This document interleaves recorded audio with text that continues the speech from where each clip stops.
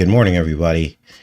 Now, I know there's a lot going on in the world right now with Kazakhstan and things like this. We're going to talk a little bit about that before we get into today's show about Gulliver's travels. Now, as you guys know, there's basically a civil conflict going on there. People are rising up, have begun to light buildings on fire, and basically have overrun the government there in Kazakhstan. And I think it's interesting to draw parallels between dissent in countries like America versus other countries where maybe governments are put more in perspective than they are here in America.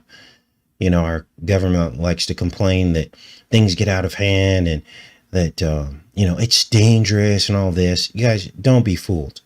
Okay. This government is very powerful and has a lot of power over the people. And we all saw it on display at the event that happened on this anniversary day last year. There is no getting away with this stuff. Complete surveillance state. And if you have any dissenting opinion, you better keep it to an opinion as far as they're concerned in this country. And the minute that you step forward and make any plans or talk about changing things in any other way than they deem necessary and that they deem appropriate, you become an enemy of the state. And how can real change ever happen when it's so controlled in the way that you can respond to things that you don't agree with? Well, the people in Kazakhstan have a very different idea of the role that government plays. And when their gas prices got hiked up, when their inflation began to hit all-time highs, in this case, their liquid petroleum gas price doubled in a country with so much wealth. The wealth in America is there hiding beneath the surface. A handful of people in complete and total control with all the money and all the cards. And they need willing participants, people to vote. They need people to continue the economy going, keep buying the lie. They need people to keep giving into this false worship that they've put before us, the holidays. They need us to keep doing all of that because that drives their profits. That drives their wealth and their markets. And one day everybody's going to wake up, and it might be too late. But the story going on in Kazakhstan is just, I would have never imagined it. The people are basically in control. Now, they've tried to shut down the internet there. They've tried to do all these things to stop people. But apparently these people have a very solid network. They actually talk to each other. They actually have family bonds.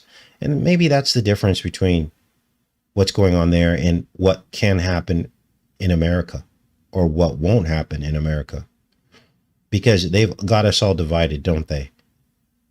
Along political lines, they've got us all in fear. Right? And so maybe that's the difference between the people in Kazakhstan and what they're able to achieve. And what we as Americans, for some reason, will never be able to achieve as the noose is slowly tightened. And within a few short weeks, we will be full on Skynet, 5G whiz, and the electronic fence will be complete. And that's when the hurt is going to come down. That is when the hurt is going to come down, because at that point, there will be no resistance. It will only be compliance. And they can massage and manipulate the news as much as they want. And the people will believe it because it comes through a screen and it's on the news. And they will watch their brothers and mothers and sisters be picked up by the state, and they won't do anything to stop it. And these will be the hard times that we'll have to deal with. The best place you can be is as far outside of these cities as possible, as far outside the grid as possible. They'll still find people. They've got heat-seeking radar. They'll do sweeps across wide open areas. They'll still find people. But at least you won't go willingly. And at least you'll be in a position to resist as long as possible and not have to make really hard decisions like the decisions that people will have to make in the cities. Oh, we won't give you food unless you do this. You can't do this unless you do this. It's already happening. But it will just simply intensify as the grid becomes stronger and stronger and stronger. They don't even need people to run the grid. They just simply have algorithms that look at possible pre-crime and things like this. When the algorithm gets bored and there's nobody to pick up, they'll simply start inventing things to get people in trouble for. Send a cop to your house. Hey, the camera picked up you guys just standing out here. And you're going to be like, so? Yeah, I'm standing out here. What's the problem? Well, that's suspicious activity. Because in the past, people that stand in this spot are usually up to no good. And this is how they're going to do it. This is how they're going to do it. So we'll talk more about that as Gee Whiz comes online. We start seeing the effects of it.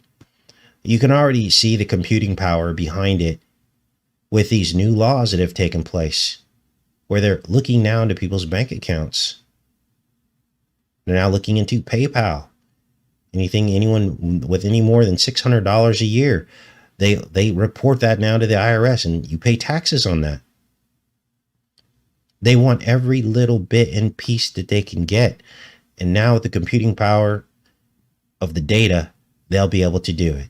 They simply unleash the algorithms. They're like dogs running around, sniffing out. Is this the world you guys want to live in? Is this the world you want to live in? Not me. I don't want to live in that world. When you've got people at the top that are highly corrupt, getting away with literal murder. With the Giswell trial, they're trying to say that one of the juries had a history of abuse, and they're trying to basically call it a mistrial. They want a do-over. Well, and then if she doesn't get out that way, then she'll get out because she'll get a pardon. I mean, there's a million ways these people get away with what they do. There's a million ways they get away with it.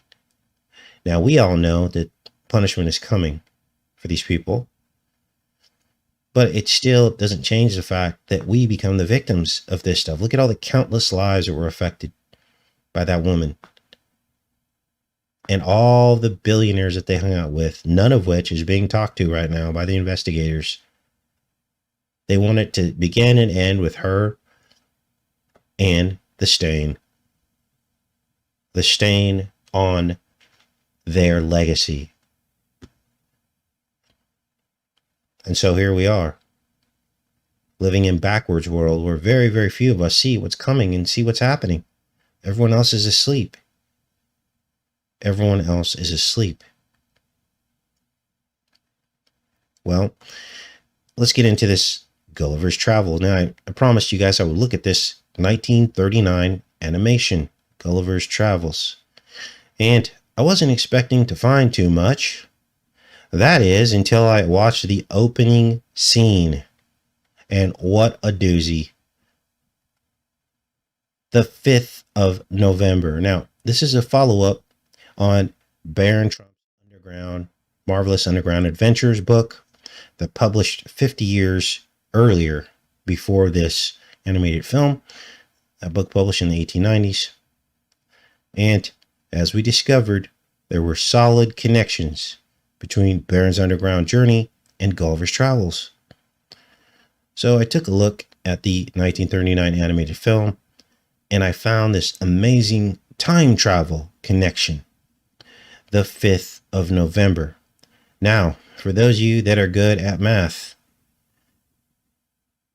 how long ago was 1699? November 5th. Let's go into the chat. Let's see who gets it. How long ago was November 5th, 1699? See who gets it first. And this is how you know that this stuff is happening right now. And we'll get into the implications of this, fallen angels, giants, and everything else that connects to this But let's see who gets it first. We'll play the music. 322. Thanks, Retro Modern Art. Good job. 322 years ago. Wow. 322, of course, Skull and Bones. So this is really happening right now, isn't it? Now, this date appeared in many time travel films as well. The most famous one, Back to the Future. Here's a screenshot right here from the readout. And this, in fact, was the date that Doc Brown discovered or invented time travel.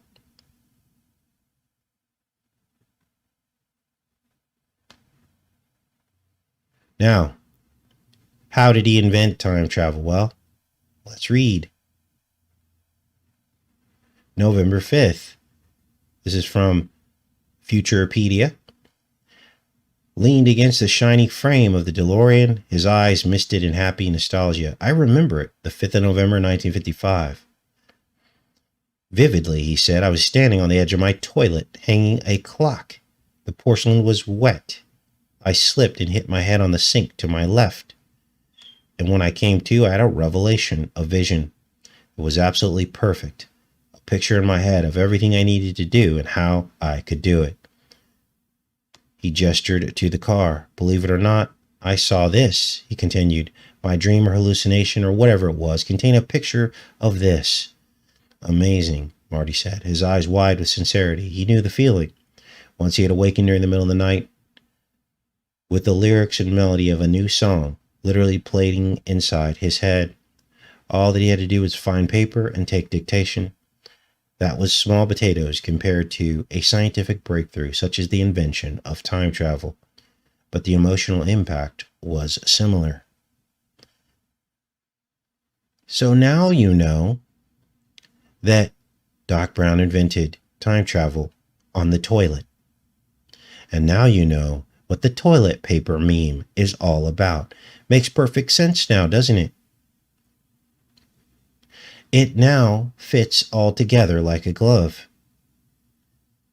This is the Economist cover in 2017. And on here on the judgment card is Trump sitting on a roll of toilet paper, which doubles as a toilet. So now you know what that means. Remember, time travel was invented on a toilet. And now you know why this toilet paper was stuck to the bottom of his shoe as he was walking up Air Force One. And if you're still in denial about this connection, listen to Biff's fascination with people's butts and flushing things down a toilet. This scene confirms the connection. Break kid. Must be rough being named after a complete butthead. What's that supposed to mean? Your old man? Mr. Loser?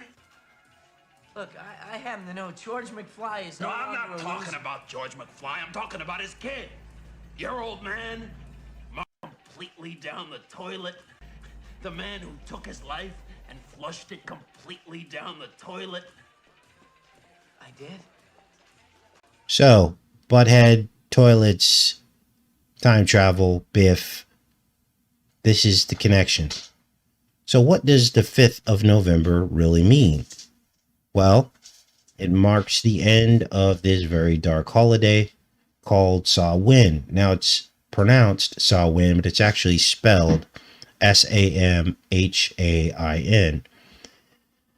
And during this festival, the veil is lowest, and the believers in this festival actually commune with the spirits. Possession occurs, and it occurs more easily during these times. Let's read about this. The thin veil. At Samhain, it is believed that the veil between the physical world and the spiritual world is its thinnest. This means spirit, or also called fairies, can easily cross between realms, enter our world. The ancient Celts felt the need to please the spirits in order to ensure that their population and livestock did not die during the harsh winter. Food and drink were often left for the fairies. Occasionally, an animal was sacrificed to appease the spirits. The souls of the departed were believed to revisit their homes, seeking hospitality. In some cases, a place setting of food or drink was put on the dining table in anticipation of the visit. Mumming or wearing disguises were part of the festival and involved people going door to door in costume or disguise. Does all this sound familiar? This is our Halloween ritual, isn't it? Reciting verse in exchange for food, trick-or-treating anyone. During these rituals, they were believed to tell the fate of the gathered celebrants, particularly as relates to marriage and death. Apples associated with the spirits and immortality, and hazelnuts associated with divine wisdom were often used in the rituals. Now, you've all heard the Samhain rituals before, so we don't need to go into detail on this, but I wanted you to understand that this is all part of this 5th of November date on the calendar. This marks the end of the ritual here. There's also something in here where they actually sacrifice cattle. Now, this must sound familiar to you because Apollo also accepted a sacrifice of 100 head of cattle. I forget what the name of it's called, but he would accept this sacrifice in exchange for a cure to a sickness that he created. Samhain marks the time that the cattle were brought in from the fields and several slaughtered for the winter. At Beltane and Samhain, bonfires were lit, which were believed to have protective and cleansing powers. At Samhain in particular, during the shortening, darker days, the bonfire mimicked the sun, fueling growth and holding back the darkness. So you could almost look at this as a black hole sun, a false sun, which is the bonfire. Now, what does this all mean? Well, how does this relate to time travel? Well, no wonder why this showed up in so many of these time travel films. Because really what time travel is possession. It's a time where when you're communing with these demons, you're hopping forward and backward visually, some type of visual experience probably, as a thank you from the spirits of your sacrifice, showing you past, present, and future, possibly, I don't know. But I have a short list of films that we discovered on this channel in which the 5th of November date appears. Time Rider was one of the first ones we found. Here's the Wikipedia page, Time Rider. This is all the way back in 1982. And as you can see here, Swan, Lyle Swan's the name of the main character, rides to the field and gets sent back to the 5th of November, 1877. Notice these double digits. We have 99, 1699 in Gulliver's Travels, and we have 1877 in Time Rider. Now, there could be many more films that contain this 5th of November, but we found several. Another movie called Time After Time. They go back to the 5th of November. Of course, Back to the Future, which we just showed you. They go to November 5th, 1955. There's another film with Christopher Reeves in it called Somewhere in Time. Now, we'd covered all these here on the channel over the years, decoded them. But Somewhere in Time is interesting because Christopher Reeve stars as the time traveler. And there's an Abraham Lincoln component. There's a penny that he uses to find his place in time. So I looked up the word reeve. And we know that reeving is spinning, right? We know that reeving means twisting and spinning, but it also means biff or bailiff. Wow. It's clear that time travel is all about the dark veil. Now let's watch some of these clips here. Got these pulled up for you guys from Gulliver's Travels.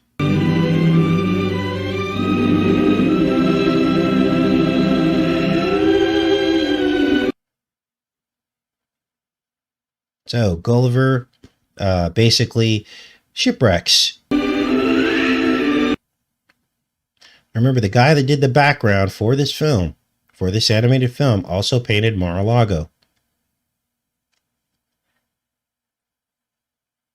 And in the Mar-a-Lago dining room, you actually see a shipwreck, which is probably painted by that individual. His name is Louis Jambord. If you want to look him up, it's all public record. How we got to this point in history without these kinds of things being exposed, I'll never know. But that's what we do here, right? We investigate. His eyes are open. Now this part's interesting because what you're going to see here is a measles component to this. Remember New York? Remember they were talking about basically you have to get their shot. Remember Trump was saying this. They have to get their shot. And this was a precursor to what we would all be going through right now. It was almost like a little clue. The first clue that they would be forcing stickers on everybody. Well, here's the scene from Gulliver's Travels. And they mention or they show measles. Now, the eye opening is the sign of possession. And this is the first time that Gulliver wakes up. Gulliver the Giant wakes up after being tied down and moved around by the Lilliputians. He finally opens his eyes. Eve's eyes were opened. And the first thing that happens is the Lilliputians run inside and pretend like they have the measles.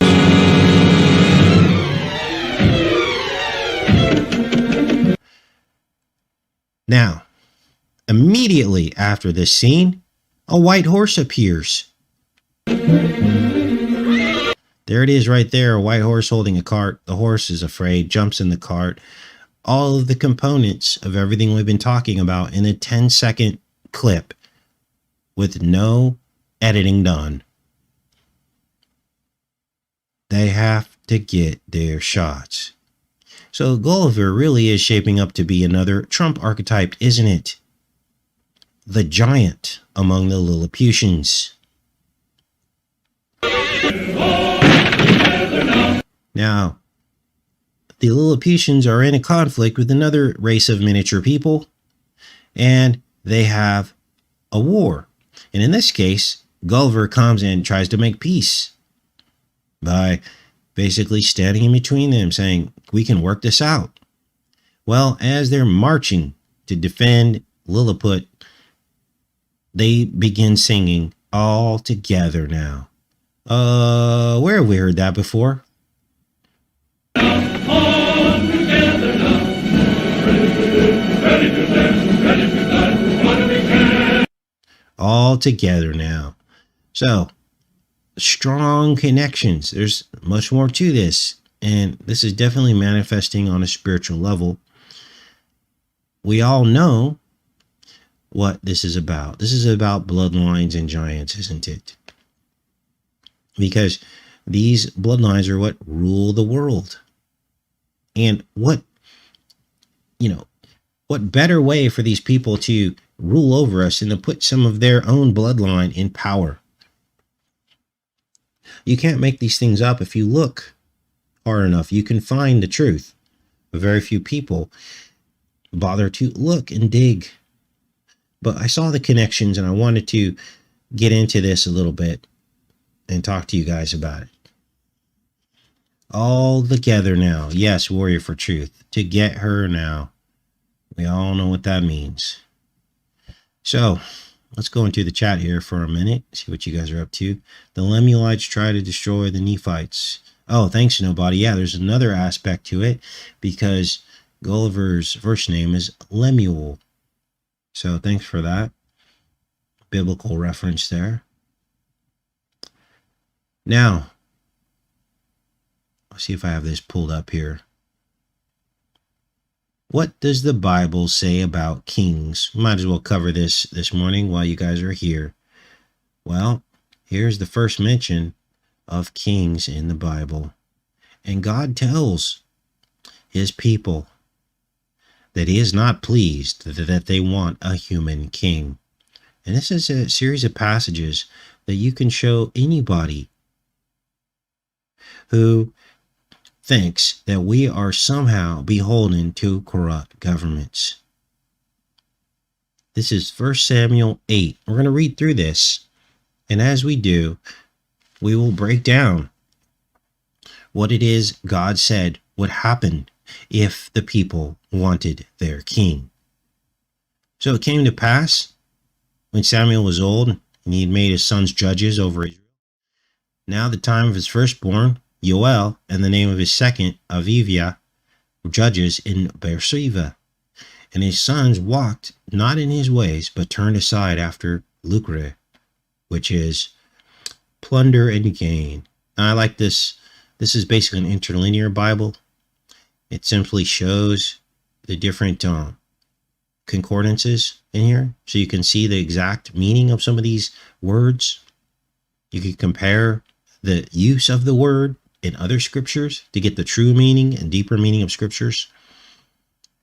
And this basically supersedes translations, because translations can be biased, can't they? But this supersedes that, because you can actually look for yourself and pray about the true meaning of the scripture and see all the different meanings of the words, and then God reveals the true meaning of the scriptures. So these were Samuel's sons. They took bribes and perverted judgment.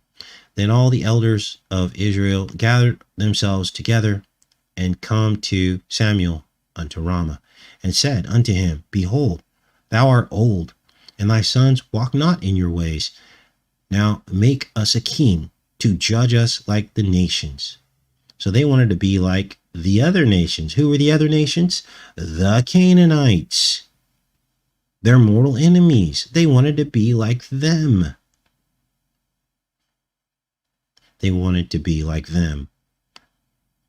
But the thing displeased Samuel when they said, Give us a king to judge us. Samuel prayed unto Yahweh.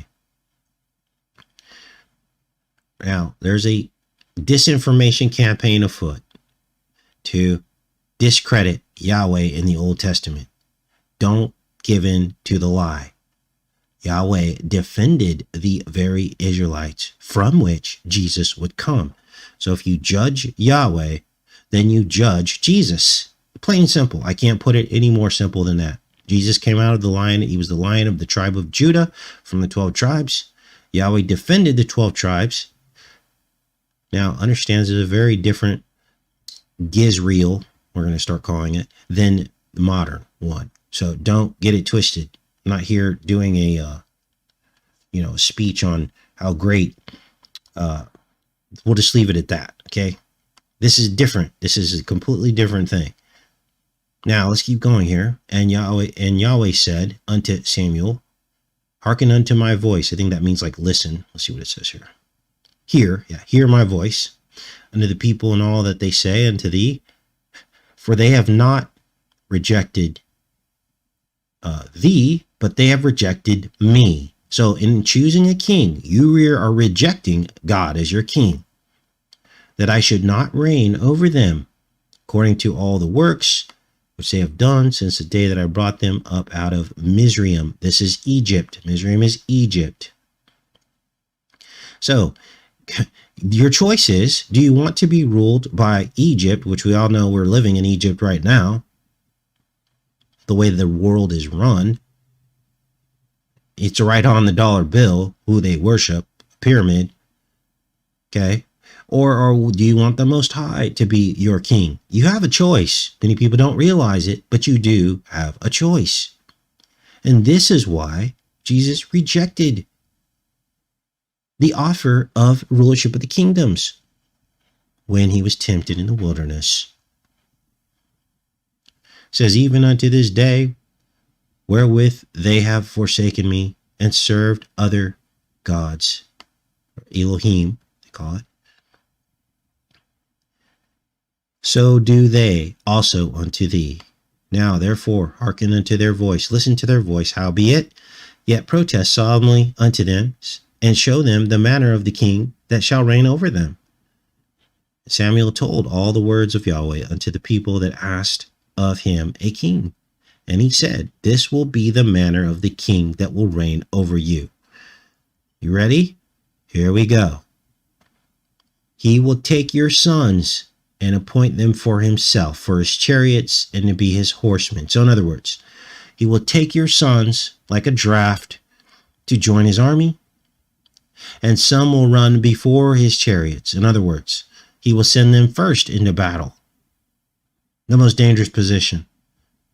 And he will appoint him captains over thousands and captains over 50s, and he will set them to ear his ground and to reap his harvest and to make his instruments of war and instruments of chariot. So basically, this is like the federal defense budget, basically here, where there's all this money being spent and all these people working on weapons of war.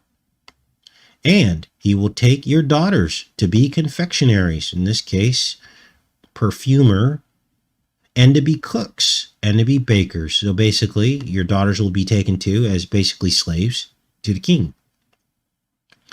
None of these things did Yahweh ask for, but people were willing to give up their freedoms and just so they could have a human king. There's more. And he will take your fields. Okay, so this is like taxes, and your vineyards and your olive yards, even the best of them. And what do we see the federal government doing? They've taken all of the best lands across the United States, are federal lands, the prime lands, and they will give them to his servants. So they'll take what's yours and give it away to the people that have become his servants.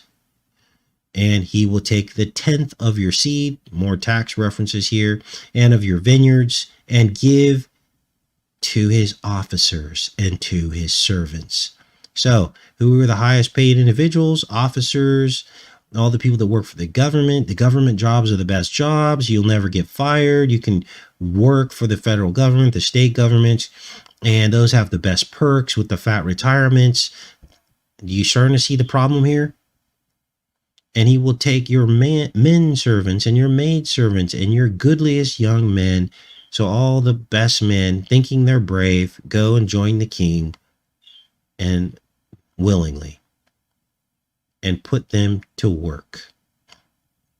He will take the 10th of your sheep, and ye shall be his servants, and ye shall cry out in that day because of your king, which you have chosen. And Yahweh will not hear you in that day. He won't listen to us because we already chose our king. Now the rest of the Bible is starting to make sense. Remember when Jesus was asked to pay tribute? He was with the disciple. And the disciple says, are we going to pay tribute to Caesar? And Jesus said, go out, catch a fish, and in its mouth will be a coin. And so, as to not offend the Caesar, you can give him the coin. Not obligated, it's so as not to offend. And the reasoning Jesus said is, he goes, whose son are you? Are you a son of Caesar or of the Most High? Or my son? He said, do Caesar's children pay taxes and tribute? And the disciple answered, no. He goes, you're the son of the Most High. What, do I make you pay taxes? Now that scripture seems to make all the sense in the world as we're reading through this Old Testament passage. Nevertheless, the people refused to obey the voice of Samuel, and they said, nay, but we will have a king over us, that we also may be like all the nations, and that our king may judge us and go out before us and fight our battles. And Samuel heard all of the words of the people, and he rehearsed them in his ears of Yahweh. And Yahweh said, Samuel, hearken unto their voice, and make them a king. And Samuel said unto the men of Israel, go ye every man unto his city.